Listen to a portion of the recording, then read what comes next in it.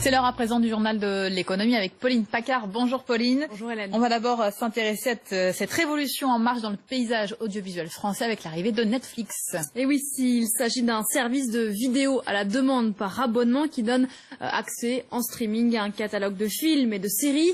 Il y a déjà des services similaires en France, mais pour l'instant, les Français préfèrent la vidéo à la demande plutôt classique. L'arrivée de Netflix ne devrait pas provoquer vraiment de raz-de-marée, en tout cas pas tout de suite, mais elle marque un tournant qui confirme que la télévision et le cinéma ne sont plus ce qu'ils étaient. Justement, parlant de cinéma, les professionnels sont plutôt inquiets. Oui, parce que Netflix pourrait prendre des parts de marché à des groupes comme Canal+, qui est aujourd'hui l'un des principaux financeurs du cinéma français, comme la loi qui l'y oblige. Avec un siège à l'étranger, Netflix ne sera obligé de rien, et c'est bien ça ce qui inquiète l'industrie cinématographique française. Regardez les explications avec ce reportage de Georges Lédric et Willy Brassiano. Netflix, ses séries à succès et son catalogue immense débarquent en France. Depuis des mois, l'industrie de la télévision française et du cinéma se mobilise, car son arrivée pourrait faire très mal, en particulier à Canal+.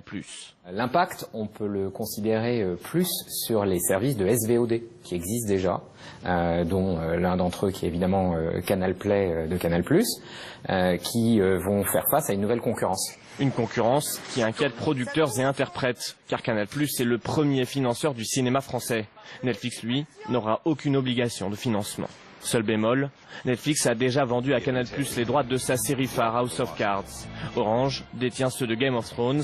Enfin, seuls des films sortis depuis 3 ans au cinéma seront disponibles. L'Américain a donc annoncé le lancement de Marseille, une série 100% française.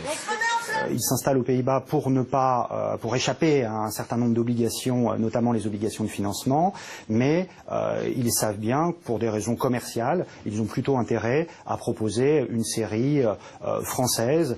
Pour les artistes, représentés par des sociétés comme la SACEM, l'arrivée de Netflix est une nouvelle source de royalties qu'elle espère complémentaire des offres existantes. Nous, ce qui est important pour la SACEM, c'est qu'il y a des offres qui cohabitent. Et puis, nous verrons après comment s'organise l'arrivée de Netflix, quel va être vraiment le modèle économique. Et c'est une raison pour laquelle, je vous le dis, nous ne sommes pas partis sur un accord ad vitam aeternam. Oui. Soucieux de ne pas se mettre l'industrie à dos, Netflix avance donc avec prudence. Son catalogue devrait en revanche monter en puissance au fil des années. L'autre grand titre de l'actualité économique, c'est la grève qui commence aujourd'hui chez Air France. Et 60% des pilotes